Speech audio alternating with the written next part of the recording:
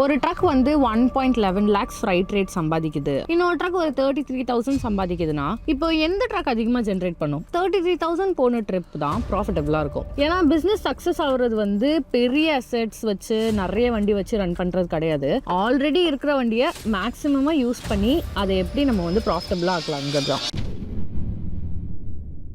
நிறைய drug owners நம்புறது என்னன்னா ஃப்ரைட் ரேட் அதிகமாக கொடுக்குற ட்ரிப்பாக இருந்துச்சுன்னா அது ப்ராஃபிட்டபிளாக இருக்கும். ஒரு ட்ரக் வந்து 1.11 lakhs ஃப்ரைட் ரேட் சம்பாதிக்குது அப்படின்னா இன்னொரு ட்ரக் ஒரு 33,000 சம்பாதிக்குதுன்னா நீங்கள் என்ன யோசிப்பீங்க?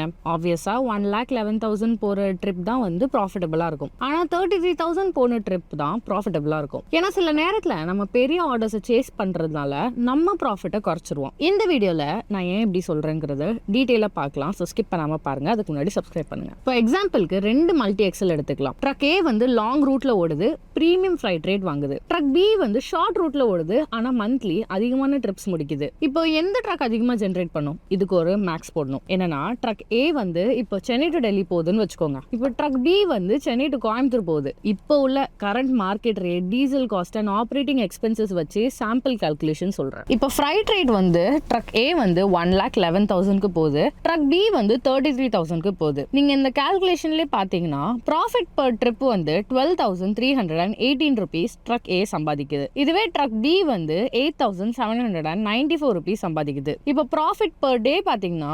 2,464 rupees சம்பாதிக்குது. இதுவே ட்ரக் பி வந்து அந்த 8,794 per day ப்ராஃபிட்டாக இருக்கும். இந்த கால்குலேஷன்ஸ் ஆக்சுவல் மார்க்கெட்டில் டெய்லி மாறலாம். Return load, customer type, waiting time, fuel prices, driver availability, சீசனாலிட்டின்னு நிறைய ஃபேக்டர்ஸ் ப்ராஃபிட்டபிலிட்டியை அஃபெக்ட் பண்ணும். ஆனா இந்த கம்பேரிசன் நம்மளுக்கு ஒரு இம்பார்ட்டன்டான லெசன் சொல்றது என்னன்னா different roots have different economics. அப்படின்னா இப்போ நீங்க லாங் டிஸ்டன்ஸ் ட்ரிப்ஸ்ல அட்வான்டேஜ் என்ன? லாங் ரூட்ல சில கிளியர் அட்வான்டேஜ் வந்து ஹையர் ஃப்ரைட் வேல்யூ பர் ட்ரிப்ல இருக்கும். உங்களுக்கு ஜென்ரலி அதிகமாக இருக்கும். 1 lakh இல்லைனா அதுக்கு மேலே கூட ஃப்ரைட் ரேட் இருக்கிறது காமன். செகண்ட் வந்து உங்களுக்கு ஸ்ட்ராங்கரான கஸ்டமர் ரிலேஷன்ஷிப் இருக்கும். லாங் ஹால் ரூட்ஸில் டெடிகேட்டட் கஸ்டமர்ஸ் அண்ட் கான்ட்ராக்ட் பிஸ்னஸஸ்க்கு கிடைக்க சான்ஸ் அதிகம். அதோட நீங்கள் ஃபியூவர் லோடிங் சைக்கிள்ஸ் இருக்கும். நீங்கள் டெய்லி லோடிங் அன்லோடிங் ப்ரெஷரில் இருக்க மாட்டீங்க, அது கம்மியாக இருக்கும். ட்ரக் லாங்கர் பீரியட்ஸாக கண்டினியூஸாக மூவ் ஆகிட்டே இருக்கும். ஸோ உங்களுக்கு பெட்டர் நெட்வொர்க் அட்வான்டேஜ் இருக்கும்.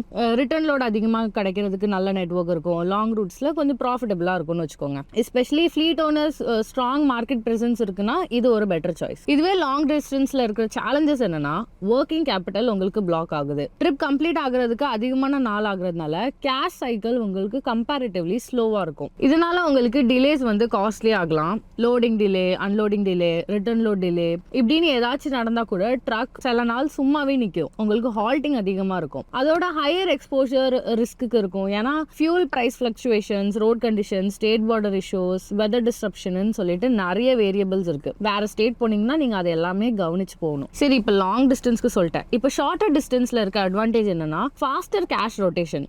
ட்ரிப் முடிஞ்ச நெக்ஸ்ட் லோட் எடுக்கிறதுக்கு ஆப்பர்ச்சுனிட்டி உங்களுக்கு சீக்கிரமா வரும். பெட்டர் ஆப்ரேஷனல் கண்ட்ரோல் இருக்கும். ட்ரக் எங்க நிக்குது, எப்போ அன்லோட் ஆகுது, நெக்ஸ்ட் ட்ரிப் எங்க போகணும் அப்படின்னு உங்களால மானிட்டர் பண்ண முடியும். ஏன்னா ஒரு நாள் ட்ரிப் இருந்துச்சுன்னா கண்டிப்பா முடியும். நெக்ஸ்ட் வந்து ஃபிளெக்சிபிள் மார்க்கெட் ரெஸ்பான்ஸ். அப்படின்னா இப்போ மார்க்கெட் ரேட்ஸ் வந்து சேஞ்ச் ஆச்சுன்னா உங்களால ரூட் வந்து சேஞ்ச் பண்றது ஈஸியர்.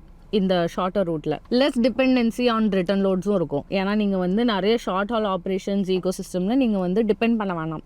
உங்களுக்கு ரிட்டர்ன் லோடுக்கான ரிஸ்க்கும் கொஞ்சம் கம்மியாக இருக்கும். இப்போ ஷார்ட் டிஸ்டன்ஸ் ட்ரிப்பில் இருக்கிற சேலஞ்சஸ் என்ன? இப்போ ட்ரிப்போட ரெவென்யூ நேச்சுரலி உங்களுக்கு கம்மியாக தான் இருக்கும். டெய்லி ஆப்ரேஷன்ஸ்னால உங்களுக்கு அந்த ப்ரெஷர் கான்ஸ்டன்ட்டாக இருக்கும். லோடிங் அன்லோடிங் பண்ணணும் அப்படின்னு சொல்லிட்டு இதில் உங்களுக்கு அதிகமான கோஆர்டினேஷன் ரெக்குவயர்மெண்ட்டும் இருக்கும். அப்படின்னா லோட் செக்யூர் பண்ணுறது, பிளானிங் பண்ணுறது, ஷெடியூல் பண்ணுறது, நாளைக்கு எங்கே போகணும்னு சொல்லிட்டு நீங்கள் வந்து கான்ஸ்டண்ட்டாக ஒர்க் பண்ணிக்கிட்டே இருக்கணும். இப்போ நான் ஏன் இதை சொல்கிறேன்னா சின்ன டிலேஸ்னால வர பெரிய லாஸை நம்ம கவனிக்கிறது இல்லை. ரூட் எது இருந்தாலும் லாஜிஸ்டிக்ஸில் ஒரே எனிமி என்னன்னா வெயிட்டிங். ஃப்ளீட் ஓனர்ஸ் நிறைய பேர் வந்து 1,000 ரூபாய் எக்ஸ்ட்ராவாக கொடுக்கறதுக்கு வந்து மணிக்கணக்காக வந்து நெகோஷியேட் பண்ணுவாங்க. 1,000 ரூபாய் எக்ஸ்ட்ரா கொடுங்க, எங்களால் போயிட்டு வர முடியாது, நிறைய செலவு இருக்குன்னு சொல்லிட்டு. ஆனால் டெய்லி 2 மணி நேரம் 3 மணி நேரம் கூட வேஸ்ட் ஆகுறத பற்றி அவங்க யோசிக்க மாட்டாங்க.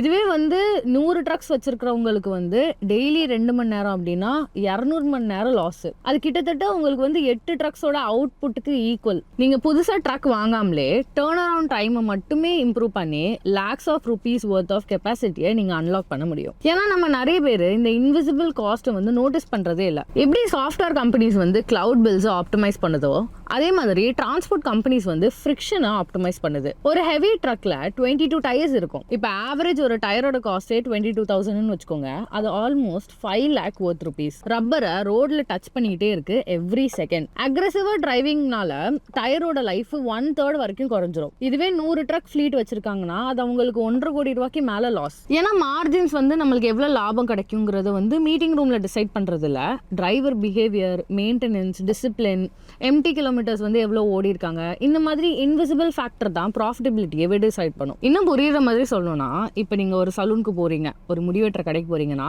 அவங்க வந்து பிரீமியம் கஸ்டமருக்காக வெயிட் பண்ண மாட்டாங்க. வர கஸ்டமர்ஸ்க்கு வந்து அவங்க வந்து சர்வீஸ் ப்ரொவைட் பண்ணிக்கிட்டே இருப்பாங்க. இப்போ இதோட எக்கனாமிக்ஸ் டிஃப்ரெண்டா இருந்தாலும் பிரின்சிபல் வந்து ரெண்டு பிசினஸ்க்குமே சேம் தான். அசெட்டை நம்ம எவ்வளவு சீக்கிரம் மூவ் பண்றோமோ அதே அளவுக்கு நம்மளுக்கு வந்து ப்ராஃபிட்டபிலிட்டி இன்க்ரீஸ் ஆகும். இப்போ கன்க்ளூஷன் என்னன்னா, லாங் ட்ரிப் பெட்டரா இல்லை ஷார்ட் ட்ரிப் பெட்டரான்னு கேட்டிங்கன்னா நீங்கள் தான் அதை கமெண்ட்ஸில் சொல்லணும், உங்கள் பிஸ்னஸ்க்கு அது எப்படி இருக்குன்னு. ஆனால் நீங்கள் வந்து பிஸ்னஸ் கிட்ட கேட்குற விஷயம் என்னன்னா, நீங்கள் உங்கள் பிஸ்னஸில் பார்க்குற விஷயம் என்னதான் இருக்கணும்னா, எப்படி நீங்கள் வந்து ஐடியல் டைமை குறைக்கலாம், எப்படி அசெட் யூட்டிலைசேஷனை இன்னும் இம்ப்ரூவ் பண்ணலாம், வண்டி நிற்காமல் எப்படி ஓட வைக்கலாம், எப்படி ஒர்க்கிங் கேபிட்டலை சீக்கிரமாகவே டேர்ன் அரவுண்ட் பண்ண முடியுமா, அதுக்கு நம்ம என்ன பண்ணணும்.